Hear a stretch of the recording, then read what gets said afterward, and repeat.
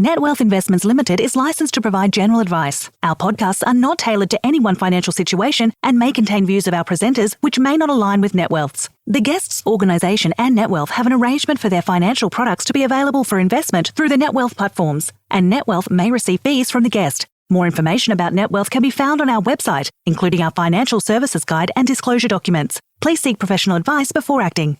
It's a big jump to get into financial advice. Great advisors have life experience. They don't have to be older to have life experience, but they have a life experience because they need to be able to guide people through life. There was a strong cultural fit, strong alignment in goals was important, and we were able to tick that. Alignment of interest is essential if you're going to actually create a change of that size, knowing that you are going to have to deal with disenfranchisement. Hi, and welcome to Between Meetings with Matt Heiner. In this podcast series, NetWealth's CEO and Managing Director chats to industry leaders and innovators with local and global expertise. They discuss the latest technologies, business models, and demographic changes, as well as leadership lessons and trends that are impacting financial services. We hope you enjoy their unique insights. This episode is a roundup of highlights from our 2023 podcast, so you can catch up on what you missed, or find an episode you'd like to hear more of. Let's get into it. In episode 75, Matt chatted to Jennifer Risher, author, speaker, and co-founder of Half My Daff. One of the most interesting parts of the conversation is when Jennifer talks about her experience with wealth and how it affected her relationships with family and friends.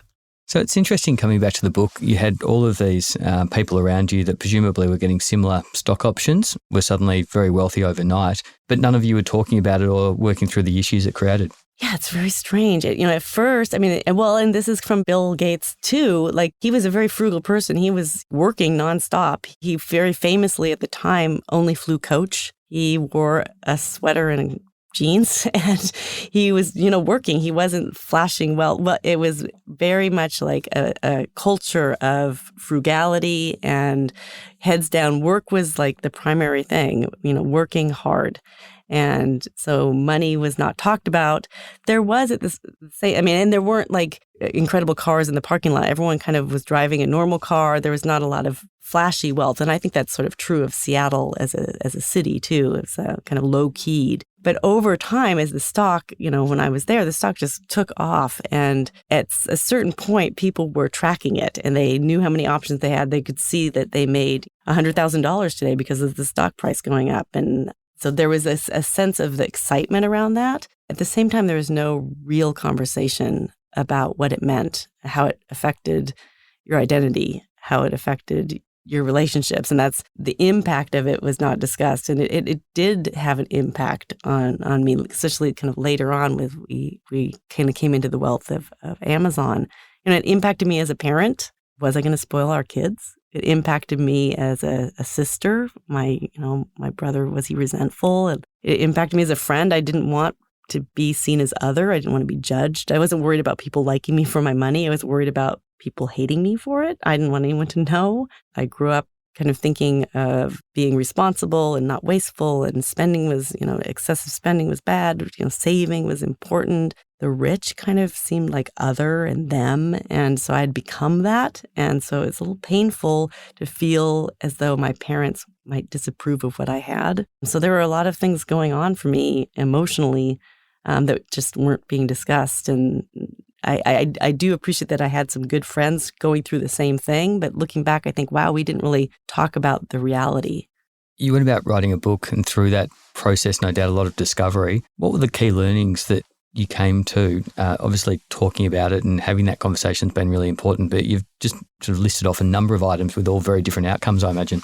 So the book, it was in itself a therapeutic process. It was actually a long process. It took me 14 years to write the book. I guess the kind of the best way to describe that journey of writing was, I started out, the titles of the book have changed as I've changed. So initially, it really was examining my own experience, and it was titled The Embarrassment of Riches. And it was actually the embarrassment of riches for many years. And I was teaching myself to write by doing it and trying to figure out, okay, how do I piece together all these different experiences in a way that's compelling for other people? How do I talk about money in a way that's not offensive? And it was tricky. And I remember at one point I went to a writer's workshop, and it's probably 4 years in, and I was at this writer's workshop, and I was really excited because, I was surrounded by writers. I was going to be able to talk about the craft. And I remember the woman at the beginning was like, okay, look around yourself. You're, surrounded by people who love the written word and the story. And that was all great until I realized I had to introduce myself to people. And then the first thing people would ask me is, what are you writing about? And hi, I'm Jennifer. I'm writing about wealth. And it was really difficult to say that and to feel, I felt very judged. And, I spent time crying in my room. It was really tricky. And I remember one woman, I said, I'm writing about, having a lot of money. And she looked at me and she's like, you don't look rich. That was embarrassing, right? That was an embarrassment of riches. So it was an embarrassment of riches for a long time. Then it was the tiniest violin. Now, how can I be complaining and talking about this and what sensibly is a positive? So it was the tiniest violin. Then it was The Last Taboo. Actually, it was Confessions of a Rich Woman for a while, then The Last Taboo. Then It's Not About the Money. And then it became kind of what you don't talk about when you don't talk about money. And then I landed on We Need to Talk, a memoir about wealth. And I'm happy with that title because it is a call to action. I think we do need to talk, and I think it's important. We learn from each other's stories. And so by sharing my story, I'm hoping that other people, and I've found this to be true, people are very thankful to hear my story because it helps them understand their own story. Episode 76 took us to the US, where Matt spoke to Brent Brodesky, the CEO of Savant Wealth Management. In this part of the conversation, Brent talks about how he aligned the interests of his co-founder, employees, and outside capital partner in a recapitalization deal that enabled him to grow faster and have more fun. So you've obviously done a lot of things right over the last 30 years. I'd be fascinated to know what some of the things were that didn't go so well. Yeah. Listen, a couple of things come to mind. We were talking to M&A. Our very first deal was over 10 years ago. And everything we could have done wrong, we did wrong. Now, the good news is it worked out okay. In the long run, it turned out to be financially accretive. And most importantly, we learned what not to do, right? We learned about the importance of not having a country club mindset, but having a growth mindset. The importance of having low ego people, right? The importance of taking care of your team.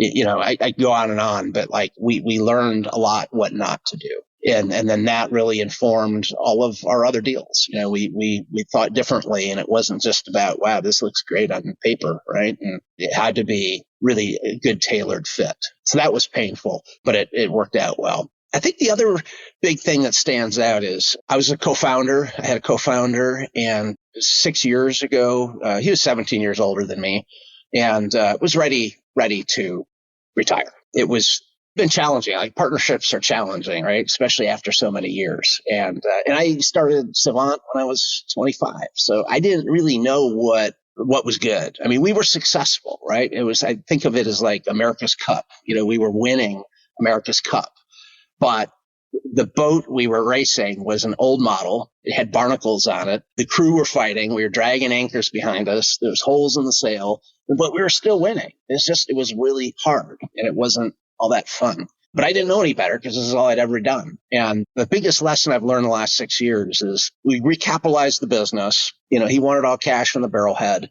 I had to raise $53 million. I put in north of 20. My employees put in 8. We went got family office capital, fill the difference, fill the gap. And it was great because as part of that transaction, everybody got what we wanted. My co-founder wanted to cash out, retire. A lot of different agendas. There was a lot of employees that wanted to come in and be owners. The outside capital, we had 70 different interviews of capital providers and found one that was highly aligned.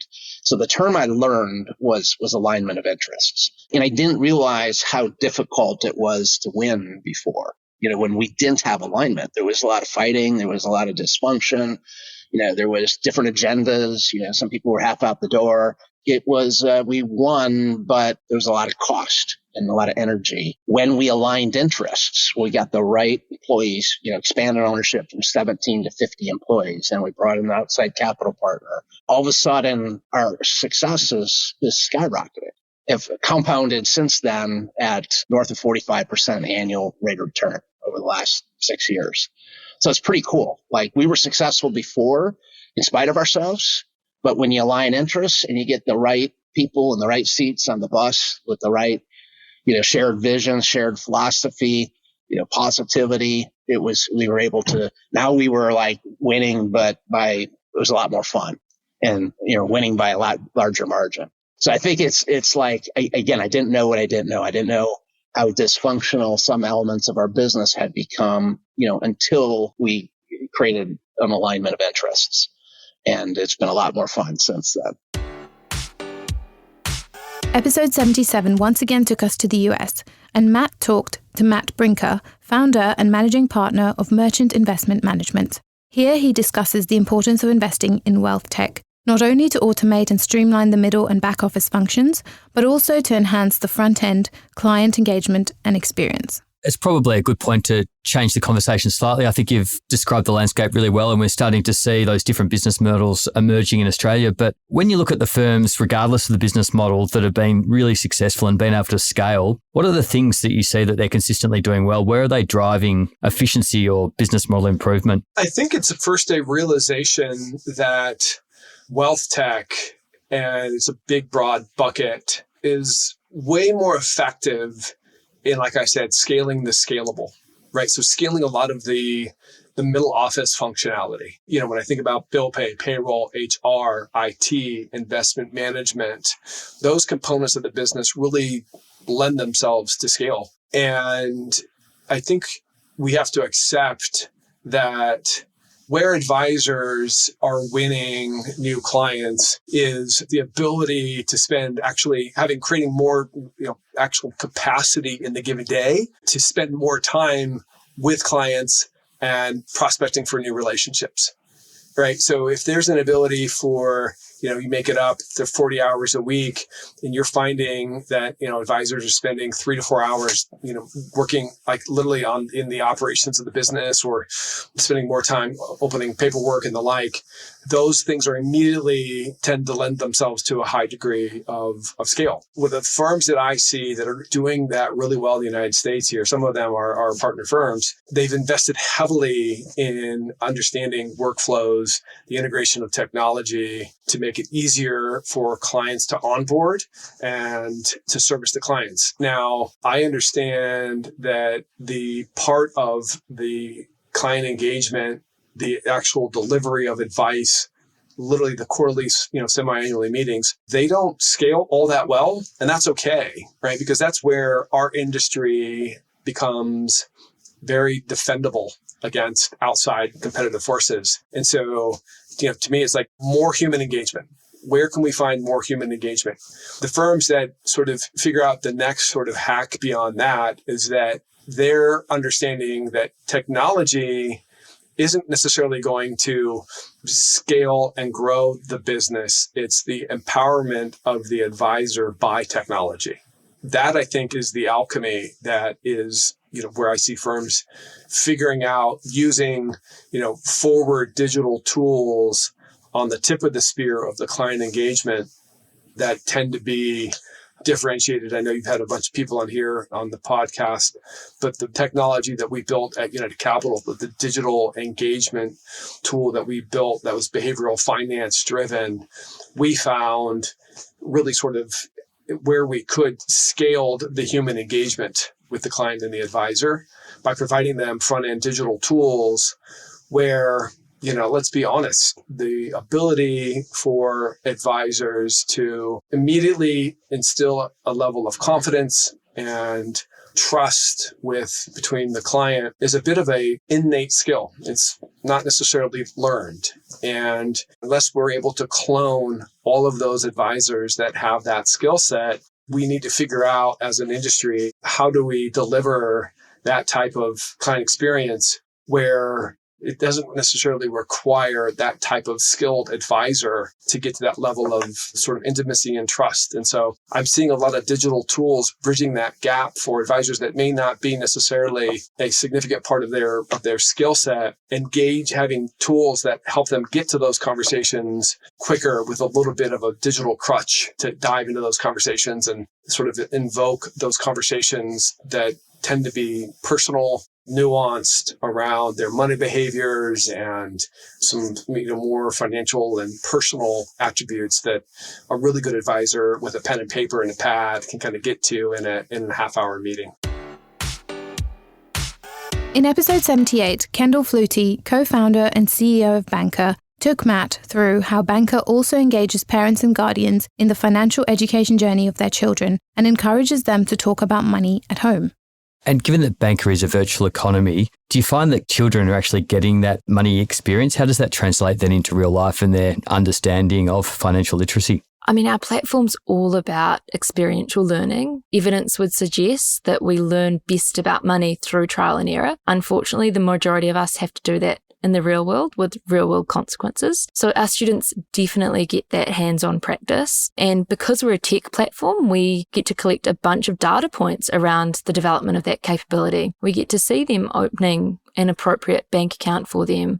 We get to see them potentially in taking out insurance after an event that affected an asset they own. We also see some of that translating into real world, and we do that through impact reporting, whereby we hear about students actually engaging in the real world either with a parent or with a parent's support, because we're working in primary schools, by opening up a financial product or, asking the right questions to their parents when they're engaging with their financial products. And I think that's a really interesting point. There's probably a bit of a gap when you first rolled out the platform between what the kids were learning at school and the financial literacy of their teachers and also their parents. And you embarked on a bit of a program to uplift the capability of both. Just interested if you tracked or seen any improvement in either of those cohorts. We have. So engaging family is such a critical component to effective financial education of our students. We did a deeper dive impact study recently. We haven't quite announced those results yet, but family. They show up in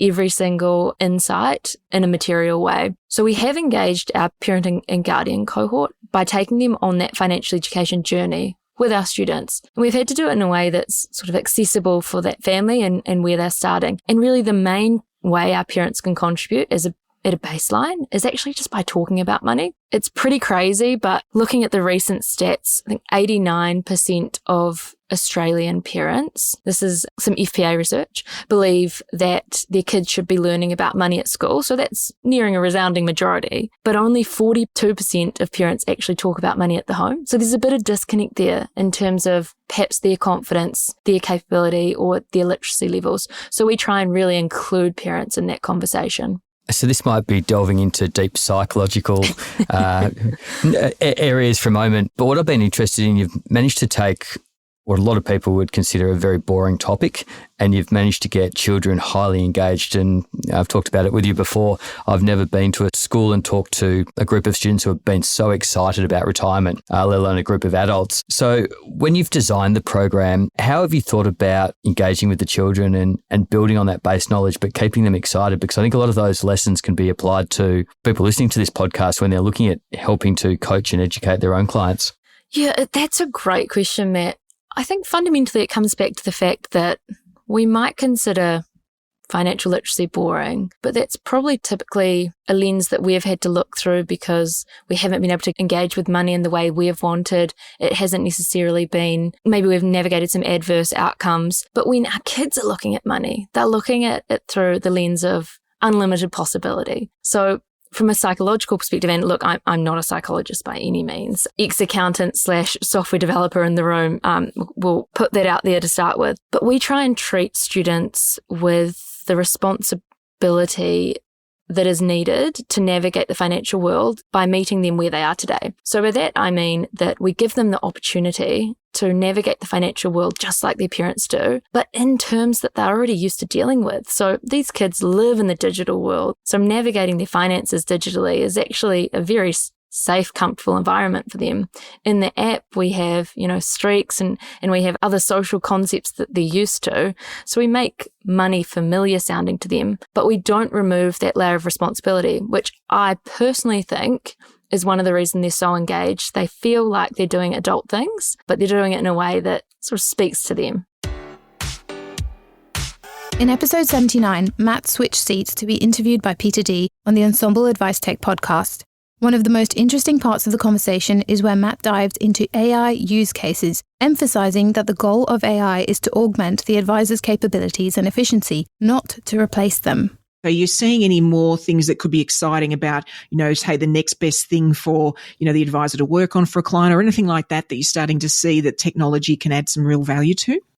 So there's a couple of things. And again, I talk about what we're doing, and I do that because it's what we actually believe in. So we do a lot of the research, and we think where we see the industry going. So I think customizable reporting is huge. We're spending a lot of money in that space to make sure that an advisor can basically, and we're calling it the Advice Illustrator, they can tell the story using our data and imagery to explain it, the strategy, how they want to the client, and more importantly, how the client will understand it. Yeah. So it could be that you've got a new client that's not overly literate, that ultimately just wants to see what's my balance over time, what's my asset allocation if the advisors just started having that discussion, and maybe what's money in, money out, versus someone that's very sophisticated that's going to want all the bells and whistles and line-by-line asset performance report and benchmarking and contribution analysis and some of those things. So I think being able to tell the story the way that you want to tell the story to the clients that you want to tell it is going to be really important. So that's certainly coming.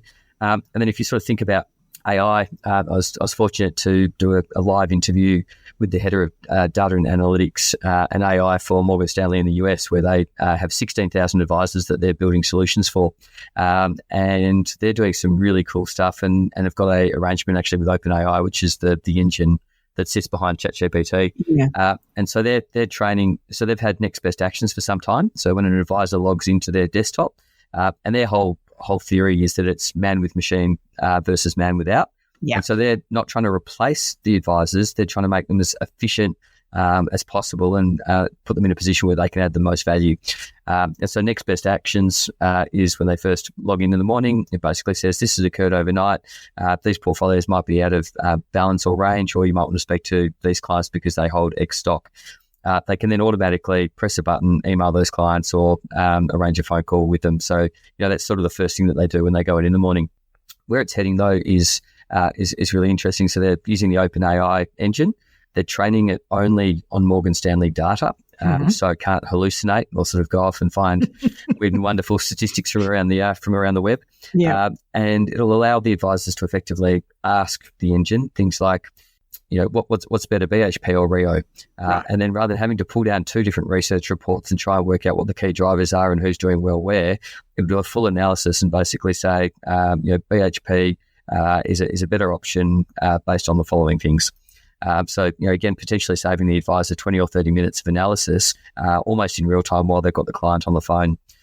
If it's a new client and the client's asking some broader questions, they can then sort of query, okay, how do I open an account for them now, and it'll automatically walk them through the next steps or how a particular process works. So really driving efficiency using the in-house capability and the in-house IP around sort of data and research. In episode 80, Matt spoke to Michael Collo, the CEO of Evolved Reasoning, who's a natural language processing and AI expert. In this interesting excerpt, he explains how ChatGPT can be used for various applications in finance and why he foresees the biggest impact of AI on education, especially in areas like financial literacy. So the question that clearly comes up is this how SOAs and ROAs are going to be produced in the future? And I saw a post earlier on LinkedIn regarding what it means for paraplanners. Love to get your feedback on that. So I think the genuine content part is very interesting, right? I'll tell you a story which I probably can declassify now because it's happened maybe more than a decade ago. I used to work at BlackRock at the beginning of my career, which is a wonderful, wonderful shop.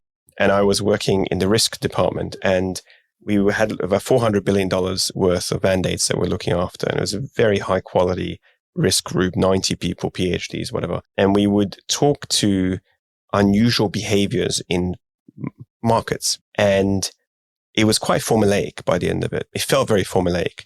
And so I wrote a little bit of automation. I remember in Excel back in those days that would just create the comments. And it caused a big upheaval because on the one hand, the comments had become quite formulaic. So the algorithm was correctly representing what we would have said. But the assumption was that you were looking at some information and data and making those comments. And by giving it the hands of algorithm, you were automating that. I think on the one hand, this can be an extremely good efficiency saver. SOAs and so on are tedious and they're quite structured and so on. But one has to be very careful that you're signing off on that. So don't let the fact that you have a piece of automation behind it mean that you pay less attention to what is being done or how it's being done. And I think as soon as you have an external vendor or a company that's providing you an algorithm to do that, it can feel like who owns that piece of content. And again, I think being very clear about saying, no, I am the one providing this advice. I'm using the tool to reformat my advice or my information in a different way that is regulatory compliant. And I take the risk that it isn't regulatorily compliant, importantly, because the algorithm can kind of get me the way there, but not all the way there. So I think it'll kind of pose some really interesting questions, and maybe we've gone a bit too far into that formulaic reporting mindset. And as soon as you start to, I suppose, create these automations, you're going to start to see this question being thrown up. And you definitely see companies who are on the wrong side of that. You'll see companies who are throwing out hundreds of SOAs just for a fee point. And I think the regulator will have to be very careful to come back and say, okay, but is this really yours or not? Michael, we're running out of time, but I guess before we finish, I'd love to understand your thoughts on perhaps where this is going to have the biggest impact. We can see applications for investment management and modelling. We can see marketing, efficiency, engagement. There's so many areas that this new technology is going to touch upon and enhance. Where do you think it's going to have the biggest impact? I think it's very hard to say because a lot of the impact will be about industry adoption. So the system has a lot of capability, as you said. Now, capability is transformed into outcomes when industries adopt it and use it. So it's up to us, essentially, the question, in terms of how much we want to use it.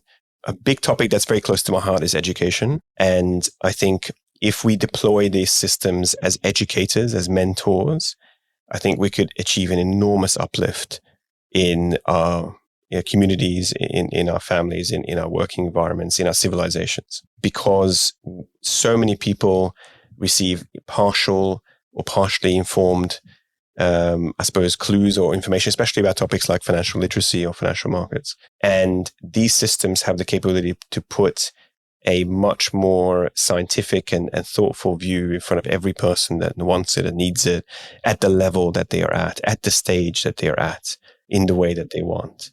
And whether these are children we're dealing with or adults, I mean, one of my thoughts was that we could be at a point where this will be the last generation solely taught by teachers. And in the future, we might have a large chunk of material being delivered and tested by AI algorithms. And that's not a scary concept as it might seem, because at the moment we've got 30 or 4 kids in high school, primary school classes all around the country. And while a good teacher is definitely not replaceable by ChatGPT, the bar is these overworked poor teachers who are trying to do their best with a class full of people. Similar with financial literacy, I think it's hard to find good, consistent, and reliable and applicable sources of that information for all different forms in the society. And as we know, financial literacy is one of those key early skills that you want to embed in people so they make good decisions and better decisions throughout their life, not just about superannuation, but everyday spending and so on. So I think our ability to use this technology and to create that future we want and that we desire is up for grabs. And that's a once in a generational opportunity. In episode 81, Matt chatted to Blake Briggs, CEO of the Financial Services Council. Here, Blake discusses the importance of engaging with a range of stakeholders to achieve a healthy advice sector and the key areas of focus for the FSC. Often when we're out speaking to advisors and licensees, there's a perception that they're too small or their voice won't be heard, and that they therefore will leave it to the likes of the FSC or the big organisations, and then sometimes will be disappointed with the outcomes. How do we avoid, I guess, the vocal minority and making sure that all the voices are heard? And before we move on to some of the work you've been doing with the QAR, how would you like to see the industry engaging better with the FSC and vice versa? Well, for my part, I spend far too long reading the comment section in Trade Press, but there is a good reason for that. It is very important we just don't solve these policy questions for the big end of town, because one of the reasons we ran what we now refer to as kind of an advice white paper process a couple of years ago was that a healthy advice sector, and that includes everything from your small mum and dad individual advisor business all the way through to the large advice licensees, a healthy sector is critical to a healthy industry because the advisors play such an important role in that process. Now, the FSC has a board committee with some of the larger advice licensees and a few of the mid-tiers, to be fair, but licensees and the bigger end of town. We're trying to build that out, and we're trying to have conversations with different licensees because it does have a singular focus on the interests of advisors. It's really important we have a broader reach into the sector because that will allow us to make sure we balance the different interests of different business models. And if we're able to get that, then hopefully we achieve a regulatory framework at the end of this process that is durable, that doesn't have people throwing rocks at it from the outside because they're part of the decision-making process. And if we're successful in that path and we have better engagement through FSC and other vehicles, then I think we can achieve that outcome. Great segue into some of the work that you're doing at the moment. Before we move on to that, in addition to QAR, what are some of the sort of other hot topics that you're looking at or thinking about at the moment? Well, retirement is a really big piece for both us and will be a really important one for the government. The advice piece of retirement is obviously important. That's something the government's talked about quite a lot in the QAR context. But there is a lot more to good retirement planning than just the financial advice piece. And so there is a question around the suite of products that should be available in the market that are quite often available overseas, but not here. What are the tax and regulatory barriers to them coming to the market in Australia? And who is going to provide some of those products? So insurers are the obvious answer in some cases, but I know a lot of the FSC's funds management members can have really innovative solutions to retirement needs and different asset allocation to achieve that. And we really need that diversity of product opportunities to give advisors a full suite of options to work with their clients. You know, given the 5 million odd Australians approaching retirement now, we need better solutions for them when they hit that point. So that's a big focus for us over the next 12 months. In episode 82, Sarah Aboud, CEO of the FAAA, spoke to Matt about the merger of two long-standing industry associations, the AFA and the FPA. Here she explains the reasons behind the two organisations coming together, how they created a new brand, and the importance of representing the voice of financial advisors. I'd love to understand from you maybe the inner machinations of how you put together two very large, long-standing industry associations, and I guess how it all really, the conversations have been going for many years. What was it that actually finally made the two organisations sit down properly and start to map out what a combined future might look like? Yeah, Matt, I think you're right. I've certainly been told by many people that those conversations have been had on and off for a very long time. But there were always good reasons at the time why they couldn't proceed. I think there were two big drivers, well, maybe three big drivers. So one was that the membership of the two associations had in the past probably been somewhat different. There was a perception that the AFA membership was more focused on life insurance and that the FPA membership was more focused on a kind of traditional wealth kind of role. That had been becoming less and less true. And certainly when we got to a point when we could look at the actual data and demographics of the members, they're very, very similar. So I think the previous concerns that members would have had different goals or maybe a group wouldn't have felt represented was no longer true. And that was an important success factor, because I'm sure you're extremely well aware that the success of any merger is in large part down to the cultural fit and an alignment of values and so on. Financials are really important, but they're not enough on their own. That sense that there was a strong cultural fit, strong alignment in goals was important, and we were able to tick that. The other thing was of course the external environment that we all find ourselves in, and the key piece that the number of advisors had crashed. You know, we're down famously almost 46% now on where we were back in 2019. That has an impact. You know, it has a very direct impact on financials of organisations that have advisors as members. We've both been suffering from some level of membership outflow. Although less than the overall profession, still you can't escape a tide that is that strong. So there was financial pressure there, and there were very clearly synergies and very obvious ones, like premises, for example. There were quite a lot of synergies that we thought members would get better value from the two organisations coming together. So that was number 2. But the third one was the most important, which I'm leading up to, and that's impact of advocacy.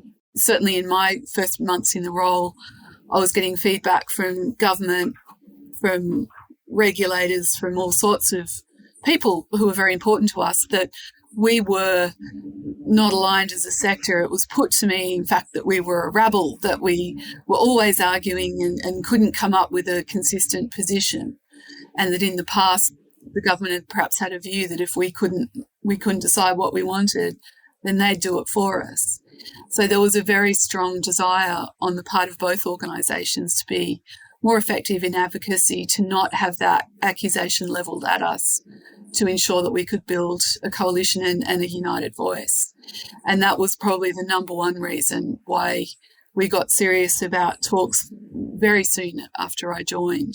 And we were able to go to members within 9 months. We literally launched almost exactly a year ago. We went to members on the first day of spring last year with a proposal that we should merge and asking them what they thought. Congratulations on your 1 year anniversary. Almost, yeah.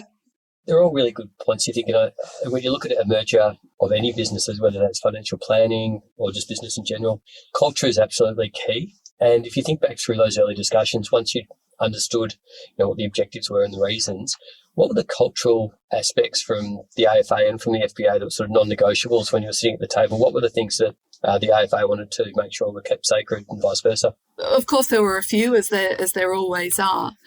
From the AFA side, there was a really strong desire to ensure that life risk in particular would continue to be prioritised and supported by the new association.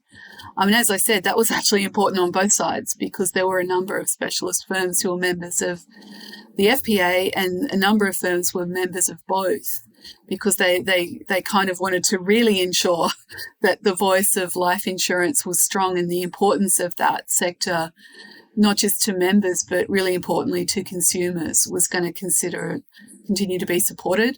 It's well known that the number of advisors that practice in this space is quite low. It's probably somewhere of the order of half of the register would write at least a couple of policies a year. But the number of advisors who specialise in that space and actually have a substantial practice is lower still. It's probably less than 1,000. There's a number of different ways that you can cut the data. But certainly that function is so critically important. It is an important goal for the FAAA to focus in that area and support it and grow the sector, because we think it's critical for our profession and for consumers. So that was really important for AFA. From the FPA side, the designations and education was really, really important. So the CFP is a designation that the FPA was offering and the FAAA continues to offer. It's a really important part of what our association does. It's a global designation. We have almost 5,000 holders of that designation, and they were very, very keen to ensure that that designation would continue to be supported and positioned as a lead designation. So that were two examples of things that were really important on each side. But interestingly, both sides were really, really focused on professionalism and ensuring that we were acting as the voice of a profession, not an industry, not a job, and specifically the profession of advice, and specifically for financial advisors. So that was, interestingly, a not negotiable on both sides. So it didn't become a problem during negotiations. That is the united voice. It's the united voice of financial advisors.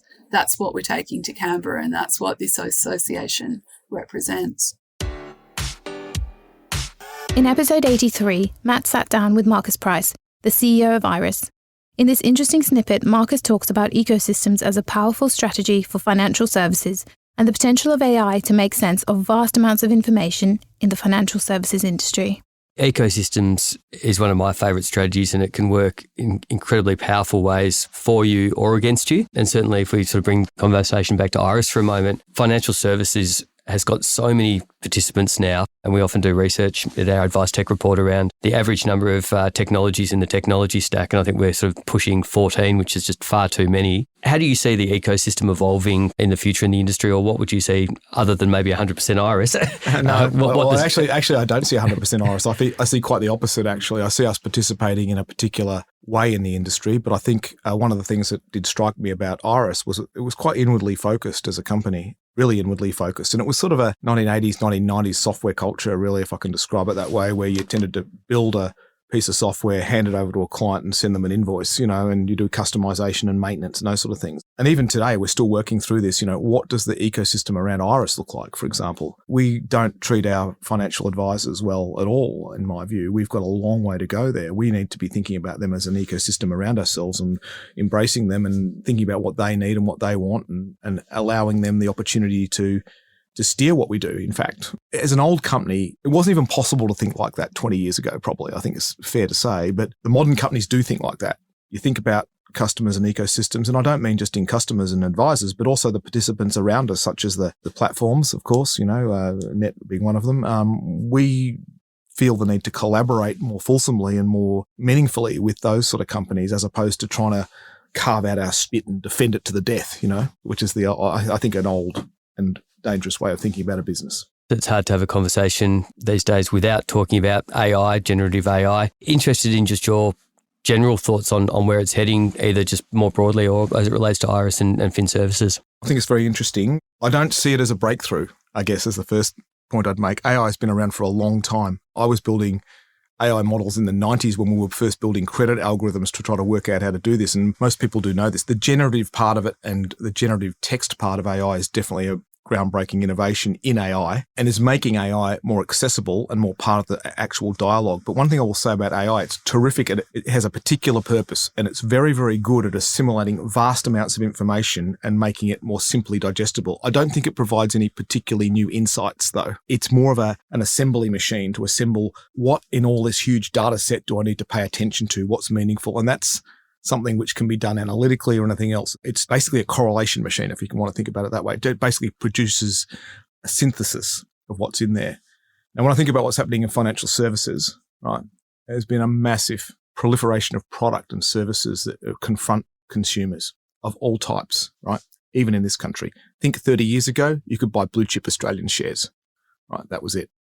Nowadays, you could buy anything, and even worse, from anywhere in any offshore market. How many exchanges do we deal with? I mean, a person can go on their phone and buy a share on NASDAQ. It's extraordinary. We forget that's not, if you put that in someone's hands 30 years ago, extraordinary. But think about how much information you need, how much information you've got that you need to be able to make sense of. And so here we have a problem, vast amounts of information, and that's not going to get less. That's going to get a lot more. Then we've got a tool which is actually able to ingest and digest. I think I can see a real role for AI in helping make more simple sense, if you like, and provide actionable type of insights that you can actually then go and act on in financial services. And I think it's found its sweet spot. And the point that you've made now numerous times, so AI is only really as good as the data that it sits on. Yeah. Our industry, and I often say this, is sitting on more data probably than any other industry bar maybe healthcare. What advice would you have for advisors when they start thinking about their data strategy and what they need to be doing to set themselves up for the next couple of years of an AI-driven world? I think the platforms, frankly, us, need to be thinking about how to provide toolkits for advisors and people in financial services. It's a technology problem. I first say wouldn't be closed to it.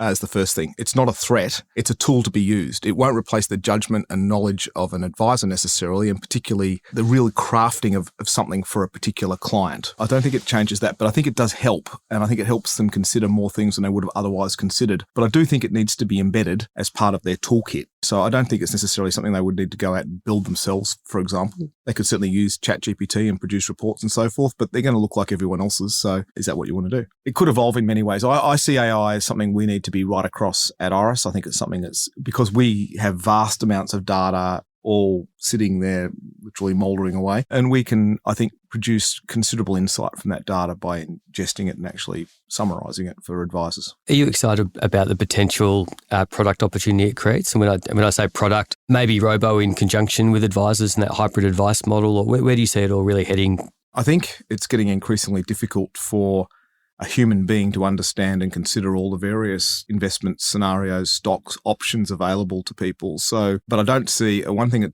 that AI is not great at yet, and probably never will, maybe it will be one day, I don't know, is trust. Ultimately, the investment decision comes down to trust. Do you trust the information you've got? Do you trust the person giving you the advice? Do you trust, and this is where that, I think hybrid always ends up, you kind of come back to it. You sort of still want someone across the table that's saying, no, this is okay to invest in. You know, I've looked into it. I've got this AI tool, which has ingested 500 ETFs, and these are the 5 that came out, and I think it's that one. You kind of want that.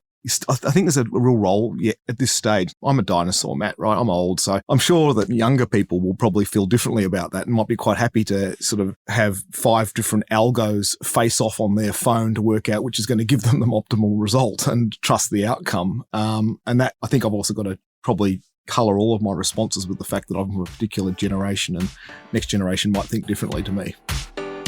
Thanks for listening to this episode of Between Meetings.